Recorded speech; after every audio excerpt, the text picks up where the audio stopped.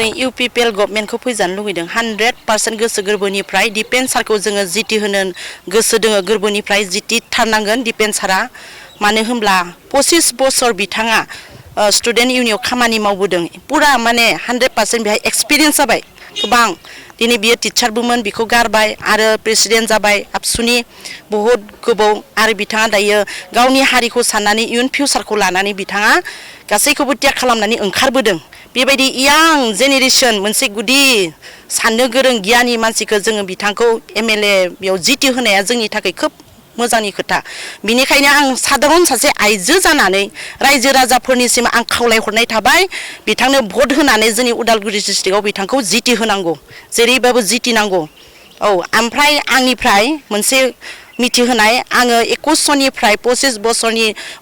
बोसोर नभेम्बरसिम आङो अरुणोदय मोनदोंमोन बिपिएफ सरकार फैनाय लोगो लोगो बिखौ डिसेम्बराव दानना होनाय जाबाय डकुमेन्ट साबमिट खालामदोंमोन रिनिउनि थाखाय खिन्थु मिसा बेनिफ्राय दाखालि 15,000 मोनगोन ग्रुप सेल्फ हेल्प ग्रुपनो होननानै जोंखौ एप्लाइ खालामनो होबाय जों सेलेक्सन जाना फैदोंमोन जोंनि ग्रुपआ बे हिसाबै जोङो आरो डकुमेन्ट साबमिट खालामनांगौ होननायखाय जों डकुमेन्ट साबमिट खालामबाय फैसाबो जोङो 950 लांबाय नाथाय दासिमबो गैया हाबाखै ग्रुपनि नामा मामोन ग्रुपनि मुङा जोंहा बिथराय सेल्फ हेल्प ग्रुप जायगाया तामुलबारि भिसिडिसि जितु फैसा लांनाय टाइमाव बिथांमोना मा बुंदोंमोन जाथारगोन होनना बुंनाय सेलेक्सनाव फैदों जागोन होननानैहा खिन्थु जोंहा फैसा बहुत लस जाबाय आरो जोंनि ग्रुपनि फैसा आरो बियो 950खौ जों बिराद माने लकसान मोनदों आरो दाथ' फैसाखौ मोनासै एकदम गोरिब गुन्द्रा जोंनि ग्रुपआव खौरां लायोबा मा होनो बिथांमोना दासिम खौरां लानायखौ मोननो आखा गैला होननानै बेजों बे खुगाजों खोनादों आरो 100% बे मोननायबो नंला खोमा बेबायदि आरो लोगोफोरखौ बे समाव नोंनि माने लोगोफोर दङ जितु भटार्सफोर दङ भट होगिरिफोर दङ आं बेखौनो खावलायनो सानो बे गासैबो मोननो आखा होदों खिन्थु जों मोननाय नङा मानो होनब्ला सिगांनि बोसोरफोराव जोङो बहुत आसा खालामदों माखासे खामानिफोराव जों मोननो हायाखै जाहा एक्सपिरियेन्स दङ गोबाव बोसोरनिफ्राय जों एक्सपिरियेन्स मोनबोदों बिनिखायनो जों मेंग्लिबाय जों मोजां लिडार नांगौ मोजां दैदेनगिरि नांगौ जाहा इयुन फिउचार दोङो जाहा गथ' गथाय दोङो दा बिदि मोनखानायखौनो दानबाय आरो 3 दानदों आरो जोंनि न' साखाथियाव एकदम गोरिब आरो बिसोरो बिथांमोना बुंदोंमोन जे इउपिपिएल सरकार थानाय समाव बिथांमोना मोनसे दुर्बल सरकार एलेन सानानसो सरकार सालायनो बुंदोंमोन आरो नस्थ' खालामजोब्बाय होनदों बिथांमोना दानि रुलिं गभर्नमेन्टआव मानि थाखाय थाखो औ बे मोनसे गिदिर प्रश्न जानानै फैदों जोंनि थाखाय सोंलु जानानै फैदों आङो बहुत बुंजाबाय आरो माने इउपिपिएल आरो बिजेपिजों एलायन्स खालामनानैहाय सरकार दाबाय माने हाबो फानबाय जातिखौ फानबाय हाखौ फानबाय गथै मोनथायखौ फानजोब्बाय होननानै खिन्थु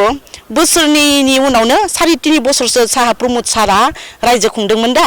3.5 बोसोरल' 5 बोसोरबो नङा लकडाउन बोसोरसे थांबाय बहाथो मा खालामबावनो नाथाय प्रमद सारा बहुत जथेस्थ' खालामदों बहुत खामानि मावबाय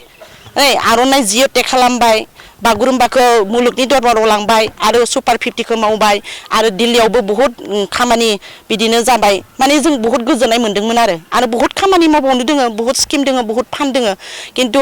बेबायदि नंखाय बाथ्राफोरखौ फोसावनानै बुंलाबायनानै जोंनि जाम्बा जदा गामिनि मानसिफोरखौ माने गोनो गोथो खालामजोबनानै आन्दायहोजोब्बाय आरो ओमफ्राय दाथ' उल्थासो जाबाय दायो नै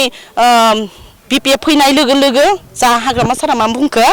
आं इन्डिया आं हा बिदिसो बुंबाय बेथ' आफोद माने डिफारेन्स माने एकदम नंखाय आरो माने थगायबाय हादों रायजो राजाखौ जोंथ' थगायजाया नङा जों गुदि खोथा मिथिखानाय जों थगायजाया मानो थगायजानो आंखौथ' बुङोमोन एकदम बिजेपि गुरा दङ आं बहुत बुंजाबायथ' इलेक्सन खाथियाव आं बहुत बुंजाबाय बिजेपि गुरा दङ होननानै खिन्थु दिनै नुबाय बिपिएफनि बे केम्पेन अफिसावहाय इलेक्सन बे केम्पेन अफिसाव दायो हेमन्त बिश्व शर्मानि फट'खौनो बिसोरो दोनबाय फ्लेग दोनदों पिकचार दोनदों पिकचारखौ जों नुदों होमबा उल्थासो जाजोब्बाय बिपरित उल्था जादों आरो 100% उल्था दायो बिसोरो जेबो बुंनो हाया औ जों बहुत लाजिथावना खोथाखौ जों बुंनानै लाजि होनो हायो खिन्थु जोङो गावनि मान सन्मानखौ जोङो बासायनानै लाखिदों जों बुङा जिहेतु नोंथांमोना एनडिबि न'खरनिफ्राय फैनाय नोंथांमोनाथ' गोबां दुखु बहुत खस्थ' साख्रिबो गैया जि समायाव जाहा बैसो दोङोमोन साख्रि मोननो उपजुक्तमोन बे समायाव जोंनो होआसै बे पेप सरकारनो बै समावनो जोंनो होखायाखै जों एकदम गोदोनिफ्राय जों लांथंआव दोङो दाबो लांथं दा जुदि दिपेन सारा फैयोब्ला जों गोबां आसा खालामदों बिथाङा जोंनो थाखाय मोजां खामानि मावगोन जोंनि इयुन फिउचार गथ' गथाय जुदि बियो थायोब्ला जोंहा एकदम नस्थ' जागोन जोंनि गथ' गथाय जोंनि हा जिख्लाबसेबो थाहैनाय नङा अन्ध जाजोबगोन संग्रामि न'खरफोर जानगाराव दोनदों बिथाङा हाग्रामा महिलारिया नंगौ 100% जिथु नोंथांमोननि गोबाव सम नांबोबाय दिनै नोंथांमोनखौ दाखोरबारियाव जोगारना हरनाय बायदि जोगार हरबाय साख्रि होसोदोंमोन आं बैसो थानाय समाव आं मोनासै दानि बिसायाबो गैला आंहाबो गैला जों बिराद खस्थ' खालामनानै जों खेथिखौनो बुंनांसिगोन जों खेथि खालामनानै जादों गोबां खस्थ' दोङो जोंहा दा गथ'फोर सानै मिसाखौलाय मा बुंनो आंनि गथ' सानैया मेट्रिक परिखा होना दोनदों बेबायदि बेनिखायनो आं लास्टाव बयनि रायजो राजानिसिम खावलायनाय थाबाय नोंथांमोना दिपेन सारनो भटखौ होगोन भट होनानै जिति होगोन देरहा होगोन